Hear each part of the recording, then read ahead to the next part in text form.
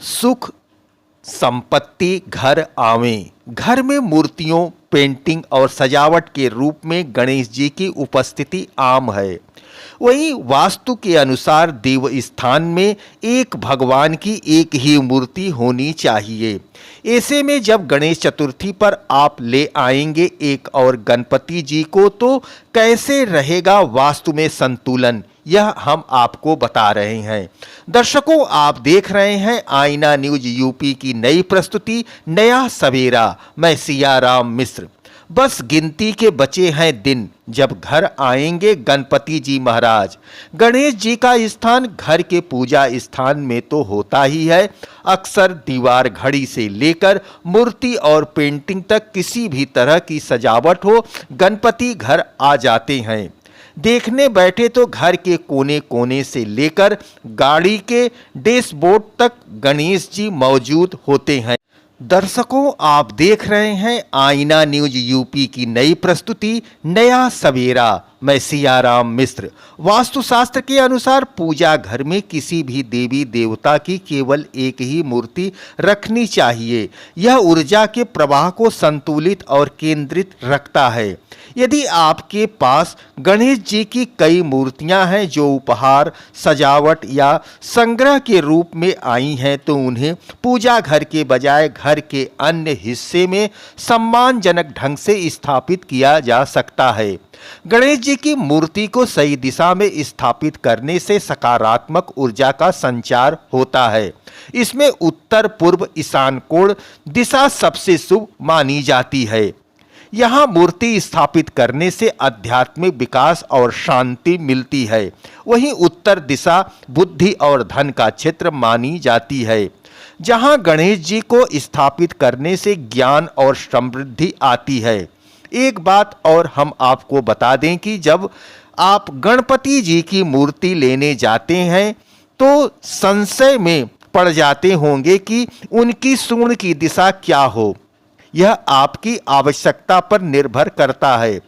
वाममुखी बाईं ओर सूंड चंद्रमा की शीतलता ऊर्जा से जुड़ी होती है, जो घर में शांति, समृद्धि और सामंजस्य लाती है। यह गृहस्थ जीवन के लिए सबसे उपयुक्त है। वहीं दक्षिणमुखी दाईं ओर सूंड सूर्य की तीव्र ऊर्जा से जुड़ी है। यह अनुशासन, तपस्या तथा शक्ति का प्रतीक है और मंदिर, साधना स्थलों के लिए उपयुक्त है। सीधी सूंड पूर्ण संतुलन और तट स्थान का प्रतीक है, जिसे कार्यस्थलों के लिए सबसे अच्छा माना जाता है। गणपति जी ऐसे भगवान हैं जिनको भक्त जिस मुद्रा में चाहे परिवर्तित कर लेते हैं। बैठी हुई मुद्रा वाले गणपति जी स्थिरता, एकाग्रता और शांत मन का प्रतीक हैं। यह मूर्ति पूजा घर, पुस्तकालय या ध्यान के लिए उपयुक्त है। खड़ी हुई मुद्रा वाले गणपति जी ऊर्जा, गति और समृद्धि के प्रतीक हैं। ऐसी मूर्ति को मुख्य द्वार के पास स्थापित करना शुभ होता है। नृत्य मुद्रा में आए गणपति जी रचनात्मकता और आनंद का प्रतीक हैं। इन्हें कला कक्ष या रचनात्मक कार्यों वाले स्थान पर रखना चाहिए। देश भर में लाखों लोग जिस गणेशोत्सव का बेसब्री से इंतजार करते हैं, उस लाल बाग के राजा की पहली झलक आज भक्तों को मिल रही है।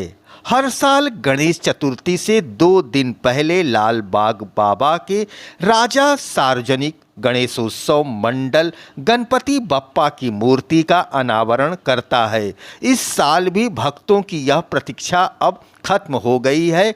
लोग लाल बाग बाबा के दर्शन करें। आज रविवार 24 अगस्त 2025 को शाम 7 बजे लाल बाग मार्केट में मंडल की ओर से बप्पा की मूर्ति का पहला दर्शन कराया जा रहा है। बड़ी संख्या में श्रद्धालु यहां पहुंचकर बप्पा का दर्शन कर रहे हैं। माहौल पूरी तरह से भक्तिमय और उत्साह से भरा नजर आ रहा है। इस लाल बाग इस वर्ष गणेशोत्सव का मुख्य आयोजन बुधवार 27 अगस्त से शनिवार 6 दिसंबर 2025 तक रहेगा।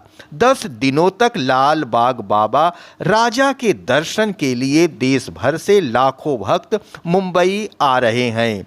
श्रद्धालुओं की भारी भीड़ उमड़ रही है और लंबी कतारों में लोग बप्पा के दर्शन का इंतजार करते हैं। जिन भक्तों को मुंबई आकर प्रत्यक्ष दर्शन करना संभव नहीं होता है, वे भी बप्पा की झलक पा सकते हैं। मंडल की ओर से दर्शन का सीधा प्रसारण किया जा रहा है। भक्त मंडल के अधिकारी यूट्यूब चैनल पर लाल बाग बाबा राजा 2025 की झलक देख पा रहे हैं। लाल बाग के राजा को सिर्फ मुंबई में ही नहीं बल्कि पूरे देश का राजा कहा जाता है। देश विदेश से श्रद्धालु यहां आकर अपनी मनोकामना मांगते हैं और वह पूरी होती है। इसी वजह से इन्हें नव साल पावरारा राजा मनोकामना के देवता भी कहा जाता है। पहली झलक को लेकर भक्तों में खासा उत्साह देखा जा रहा है। लाल बाग इलाके में सुबह से ही रौनक देखने को मिल रही है। दुकानें सज गई हैं, मंडप को रोशनी से जगमगाया गया है और लोग बप्पा का स्वागत करने के लिए आतुर हैं।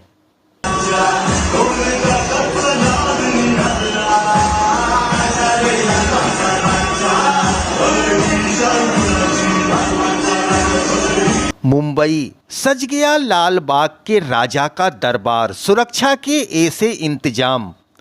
गणपति उत्सव के लिए मुंबई पुलिस ने सुरक्षा के पुख्ता इंतजामात किए हैं। पुलिस सूत्रों के मुताबिक इस साल लाल बाग के राजा की सुरक्षा में 10 डीसीपी रैंक के अधिकारी तैनात रहेंगे। महाराष्ट्र में गणपति उत्सव की तैयारियां जोर शोर से चल रही हैं। बुधवार 27 अगस्त को गणपति बप्पा हर जगह विराजमान हो जाएंगे। मुंबई में लाल बाग के राजा का दरबार भी सज गया है। लाल बाग राजा के दर्शन के लिए भक्तों की भारी भीड़ उमड़ती है। इस दरबार में दर्शन के लिए दुनिया भर से श्रद्धालु आते हैं। रोजाना लगभग 3 लाख से ज़्यादा श्रद्धालु लाल बाग के राजा का दर्शन करते हैं। मुंबई समेत पूरे महाराष्ट्र और देश भर से लाखों श्रद्धालु गणपति बप्पा के दर्शन के लिए यहां पहुंचते हैं और पूजा अर्चना कर उनका आशीर्वाद अपने ऊपर मांगते हैं। लाल बाग के राजा के लिए जबरदस्त सुरक्षा इंतजाम करने पड़ते हैं। पूरा इलाका नो फाइलिंग जोन होता है। 6 सितंबर तक चलने वाले इस त्यौहार के लिए मुंबई पुलिस ने अभूतपूर्व सुरक्षा इंतजामात किए हैं।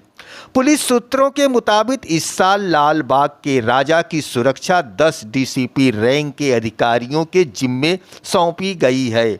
10 डीसीपी के साथ 4 एसीपी, 22 इंस्पेक्टर, 50 सहायक निरीक्षक, 500 से ज़्यादा सिपाही और 24 घंटे बंदोबस्त पर रहेंगे। पूरे 11 दिन तक यहाँ एसआरपीएफ और दंगा नियंत्रण स्क्वाड की एक टुकड़ी रहेगी। यही नहीं, 2 सीसीटीवी वैन और 4 कॉम्बैट वैन के जरिए भी पुलिस लाल बाग के राजा की सुरक्षा मॉनिटरिंग करेगी। लाल बाग के राजा के दरबार में भारी सुरक्षा में लोग पहुंचते हैं। ऐसे में आने जाने वाले हर शख्स पर पैनी नज़र रखी जाती है। गणपति उत्सव की शुरुआत भादों शुक्ल चतुर्थी को होती है और चतुर्थी तिथि को बप्पा के विसर्जन के साथ इसका समापन हो जाता है। यह पर्व भगवान गणेश को समर्पित है। मान्यता है कि गणपति बप्पा के पूजन और दर्शन से भक्तों की मनोकामनाएं पूरी होती हैं।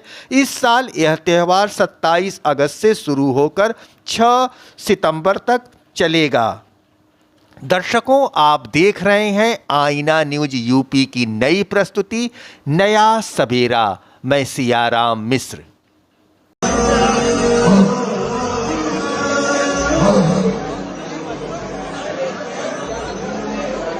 भाई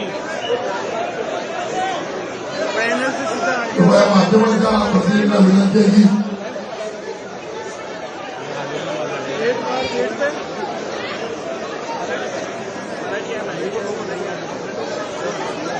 कृपया आपल्या सर्व बंद करा, मराठी नको, बंद करा, सर्व सरकारी बंद करा, बंद करा. आपल्या मोबाईलचा कृपया बंद करून असंख्य भाविक देखील किंवा असंख्य लोक या ठिकाणी आलेली आहेत. कृपया ते नियोजन करायचं आहे. माध्यमांच्या प्रतिनिधींना विनंती करतो की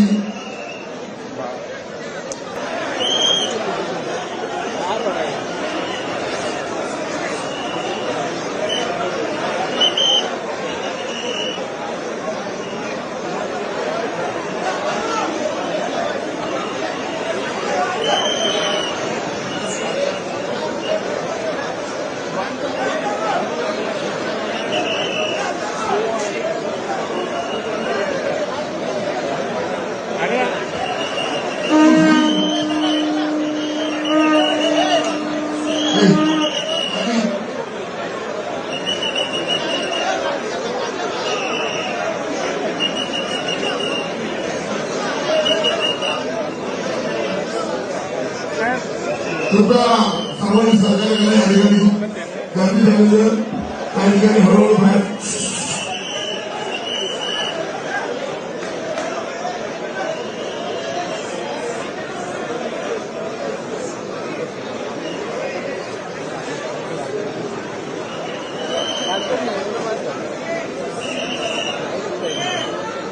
कृपया या ठिकाणी सर्वांना विनंती आहे की इकडची गर्दी जरा हळूहळू एक्झिट ते क्लिअर करायचं ना. कृपया हळूहळू जाऊ हळूहळू जाऊ.